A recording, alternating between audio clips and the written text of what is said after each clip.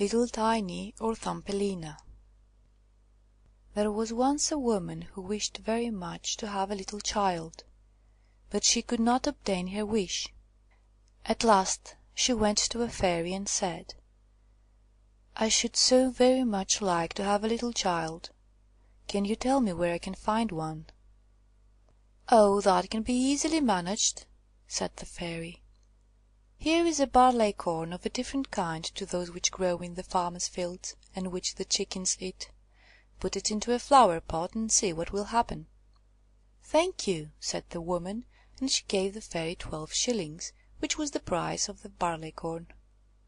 Then she went home and planted it, and immediately there grew up a large handsome flower, something like a tulip in appearance, but with its leaves tightly closed as if it were still a bud.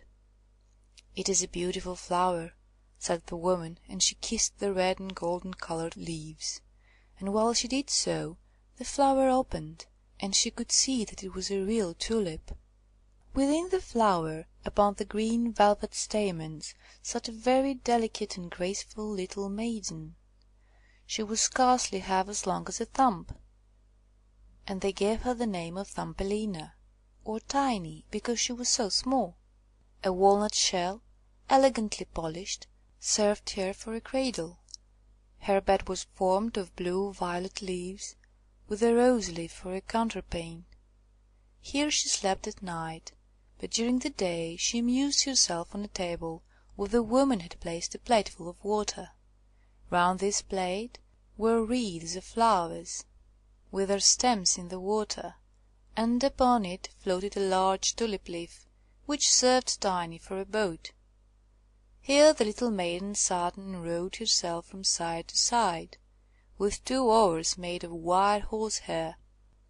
It really was a very pretty sight.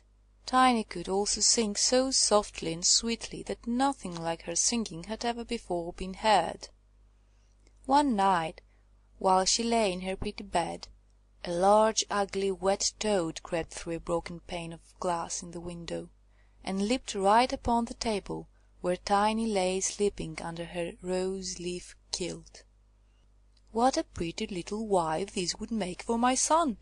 said the toad, and she took up the walnut shell in which little Tiny lay asleep, and jumped through the window with it into the garden. In the swampy margin of a broad stream in the garden lived the toad, with her son.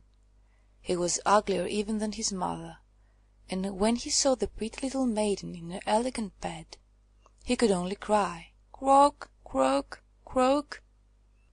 "Don't speak so loud, or she will wake," said the toad, "and then she might run away, for she is as light as swan's down. We will place her on one of the water-lily leaves out in the stream. It will be like an island to her, she is so light and small, and then she cannot escape. And while she is away, we will make haste and prepare the state-room under the marsh, in which you are to live when you are married." Far out in the stream grew a number of water-lilies, with broad green leaves, which seemed to float on the top of the water. The largest of these leaves appeared further off than the rest, and the old toad swam out to it with a walnut shell in which little Tiny lay still asleep.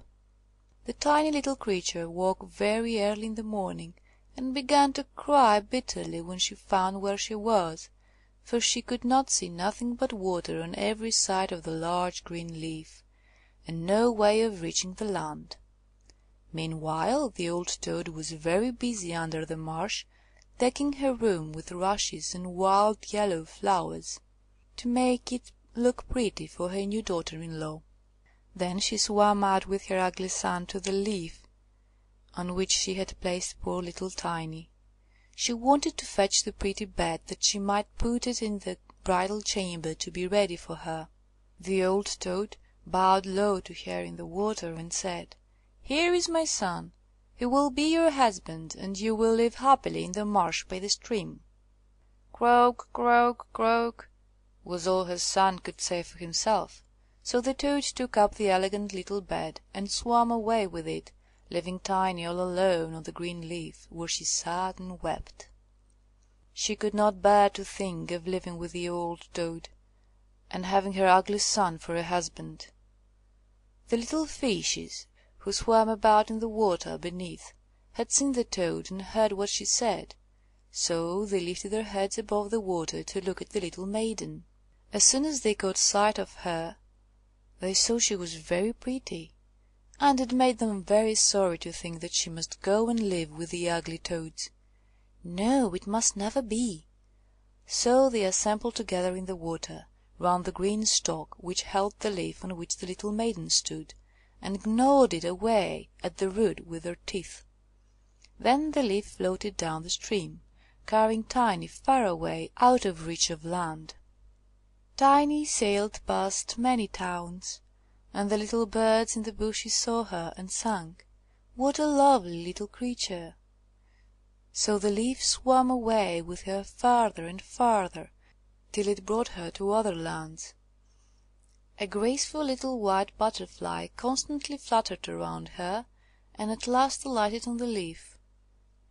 Tiny pleased him, and she was glad of it, for now the toad could not possibly reach her, and the country through which she sailed was beautiful, and the sun shone upon the water till it glittered like liquid gold. She took off her girdle and tied one end of it round the butterfly, and the other end of the ribbon she fastened to the leaf, which now glided on much faster than ever, taking little Tiny with it as she stood. Presently a large cockchafer flew by. The moment he caught sight of her, he seized her round her delicate waist with his claws, and flew with her into a tree. The green leaf floated away on the brook, and the butterfly flew with it, for he was fastened to it, and could not get away. Oh, how frightened little Tiny felt when the cockchafer flew away with her to the tree! But especially was she sorry for the beautiful white butterfly which she had fastened to the leaf, for if he could not free himself he would die of hunger. But the cockchafer did not trouble himself at all about the matter. He seated himself by her side on a large green leaf, gave her some honey from the flowers to eat, and told her she was very pretty, though not in the least like a cockchafer. After a time all the cockchafers turned up their feelers, and said, "She has only 2 legs, how ugly that looks!"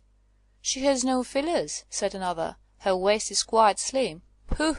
she is like a human being." "Oh, she is ugly," said all the lady cockchafers, although Tiny was very pretty. Then the cockchafer who had run away with her believed all the others when they said she was ugly, and would have nothing more to say to her, and told her she might go where she liked.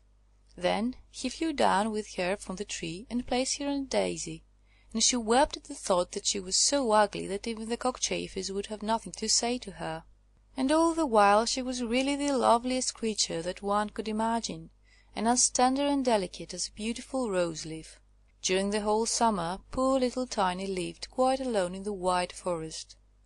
She wove herself a bed with blades of grass, and hung it up under a broad leaf to protect herself from the rain.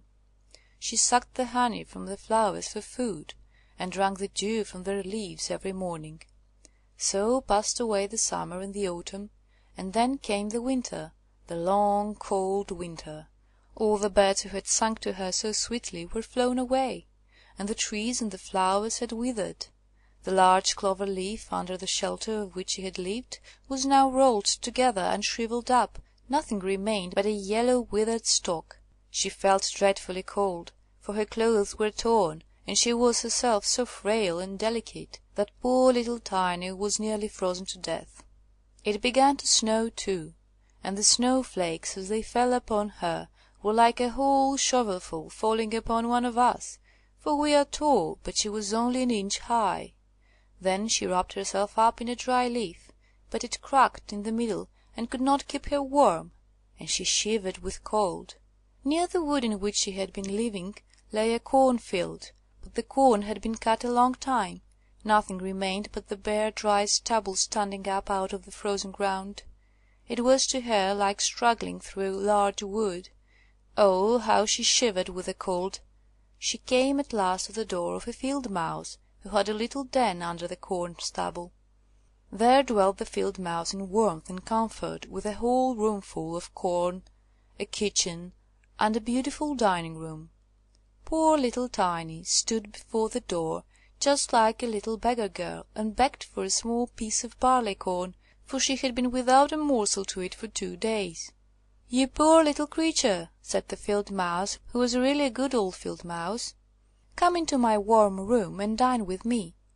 She was very pleased with Tiny, so she said, "You are quite welcome to stay with me all the winter if you like, but you must keep my rooms clean and neat, and tell me stories, for I shall like to hear them very much." And Tiny did all the field mouse asked her, and found herself very comfortable. "We shall have a visitor soon," said the field mouse one day. "My neighbour pays me a visit once a week. He is better off than I am. He has large rooms, and wears a beautiful black velvet coat. If you could only have him for a husband, you would be well provided for indeed. But he is blind, so you must tell him some of your prettiest stories." But Tiny did not feel at all interested about this neighbour, for he was a mole.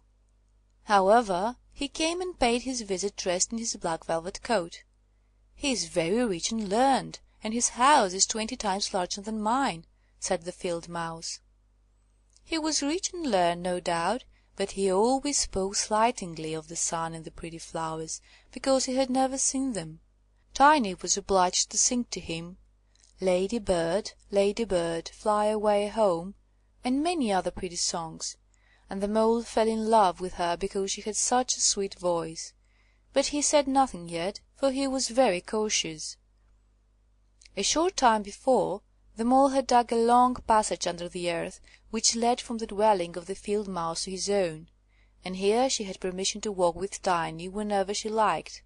But he warned them not to be alarmed at the sight of a dead bird which lay in the passage. It was a perfect bird, with a beak and feathers, and could not have been dead long, and was lying just where the mole had made his passage.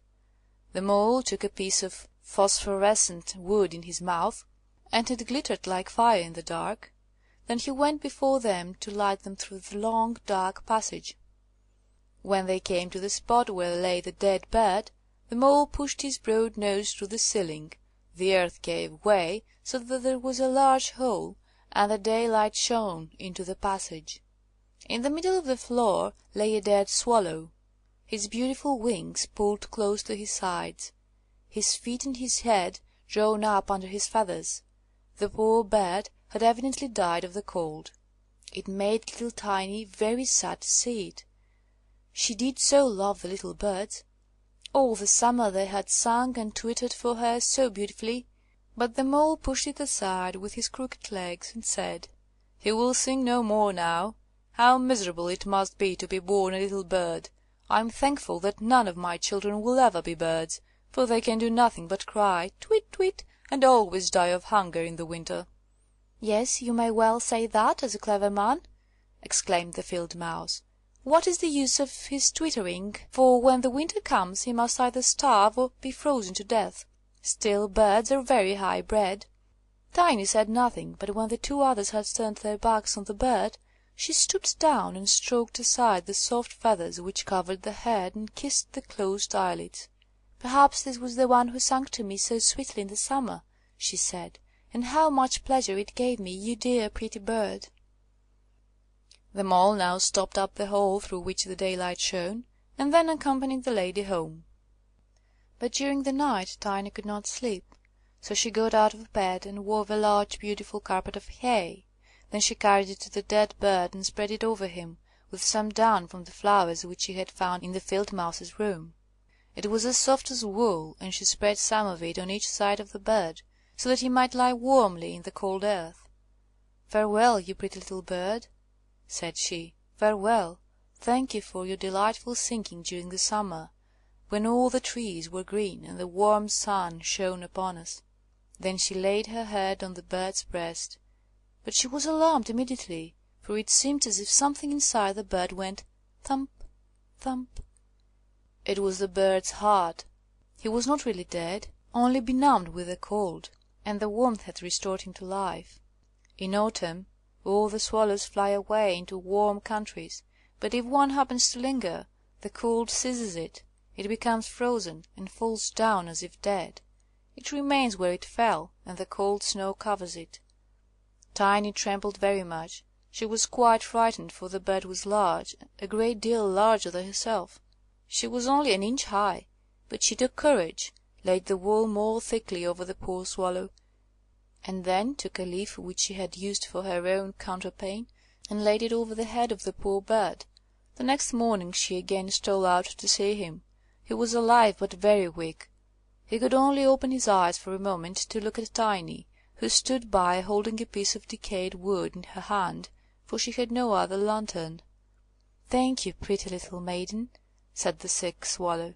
"I have been so nicely warmed that I shall soon regain my strength and be able to fly about again in the warm sunshine." "Oh," she said, "it is cold out of doors now. It snows and freezes. Stay in your warm bed. I will take care of you." Then she brought the swallow some water in a flower leaf, and after he had drunk, he told her that he had wounded one of his wings in a thorn bush, and could not fly as fast as the others, who were soon far away on their journey to warm countries. Then at last he had fallen to the earth, and could remember no more, nor how he came to be where she had found him. The whole winter the swallow remained underground, and Tiny nursed him with care and love. Neither the mole nor the field mouse knew anything about it, for they did not like swallows. Very soon the springtime came, and the sun warmed the earth. Then the swallow bade farewell to Tiny, and she opened the hole in the ceiling which the mole had made. The sun shone in upon them so beautifully that the swallow asked her if she would go with him. She could sit on his back, he said, and he would fly away with her into the green woods. But Tiny knew it would make the field mouse very grieved if she left her in that manner, so she said, "No, I cannot." "Farewell, then. Farewell, you good pretty little maiden," said the swallow, and he flew out into the sunshine. Tiny looked after him, and the tears rose in her eyes. She was very fond of the poor swallow. "Tweet, tweet," sang the bird as he flew out into the green woods, and Tiny felt very sad. She was not allowed to go out into the warm sunshine. The corn which had been sown in the field over the house of the field mouse had grown up high into the air, and formed a thick wood to Tiny, who was only an inch in height. "You are going to be married, Tiny," said the field mouse. "My neighbour has asked for you. What good fortune for a poor child like you! Now we will prepare your wedding clothes. They must be both woollen and linen. Nothing must be wanting when you are the mole's wife." Tiny had to turn the spindle, and the field mouse hired 4 spiders, who were to weave day and night. Every evening the mole visited her, and was continually speaking of the time when the summer would be over. Then he would keep his wedding day with Tiny. But now the heat of the sun was so great that it burnt the earth, and made it quite hard like a stone. As soon as the summer was over, the wedding should take place, but Tiny was not at all pleased, for she did not like the tiresome mole. Every morning when the sun rose, and every evening when it went down, she would creep out at the door, and as the wind blew aside the ears of corn, so that she could see the blue sky, she thought how beautiful and bright it seemed out there, and wished so much to see her dear swallow again. But he never returned, for by this time he had flown far away into the lovely green forest. When autumn arrived, Tiny had her outfit quite ready, and the field mouse said to her, "In 4 weeks the wedding must take place." Then Tiny wept, and said she would not marry the disagreeable mole. "Nonsense," replied the field mouse. "Now don't be obstinate, or I shall bite you with my white teeth. He is a very handsome mole. The queen herself does not wear more beautiful velvets and furs. His kitchen and cellars are quite full. You ought to be very thankful for such good fortune." So the wedding day was fixed, on which the mole was to fetch Tiny away to live with him, deep under the earth, and never again to see the warm sun, because he did not like it. The poor child was very unhappy at the thought of saying farewell to the beautiful sun, and as the field mouse had given her permission to stand at the door, she went to look at it once more. "Farewell, bright sun," she cried, stretching out her arm towards it. And then she walked a short distance from the house, for the corn had been cut and only the dry stubble remained in the fields. "Farewell, farewell," she repeated, twining her arm around a little red flower that grew just by her side. Greet the little swallow from me if you should see him again." "Tweet, tweet!" sounded over her head suddenly. She looked up, and there was the swallow himself flying close by. As soon as he spied Tiny he was delighted, and then she told him how unwilling she felt to marry the ugly mole, and to live always beneath the earth, and never to see the bright sun any more. And as she told him, she wept. "Cold winter is coming," said the swallow, "and I am going to fly away into warmer countries. Will you go with me? You can sit on my back, and fasten yourself on with your sash.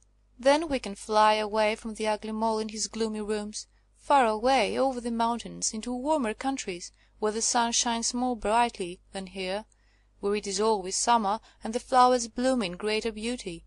Fly now with me, dear little Tiny. You saved my life when I lay frozen in that dark passage." "Yes, I will go with you," said Tiny, and she seated herself on the bird's back, with her feet on his outstretched wings, and tied her girdle to one of his strongest feathers. Then the swallow rose in the air, and flew over forest and over sea, high above the highest mountains, covered with eternal snow. Tiny would have been frozen in the cold air, but she crept under the bird's warm feathers, keeping her little head uncovered so that she might admire the beautiful lands over which they passed. At length they reached the warm countries, where the sun shines brightly, and the sky seems so much higher above the earth. Here, on the hedges and by the wayside, grew purple, green, and white grapes. Lemon and oranges hung from trees in the woods, and the air was fragrant with myrtles and orange blossoms. Beautiful children ran along the country lanes, playing with large, gay butterflies, and as the swallow flew further and further, every place appeared still more lovely.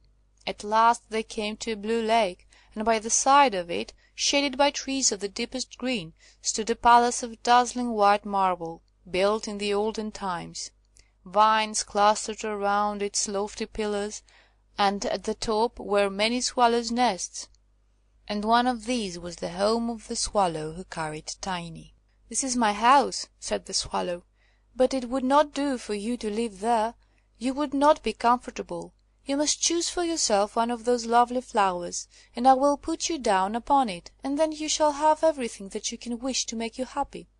"That will be delightful," she said, and clapped her little hands for joy.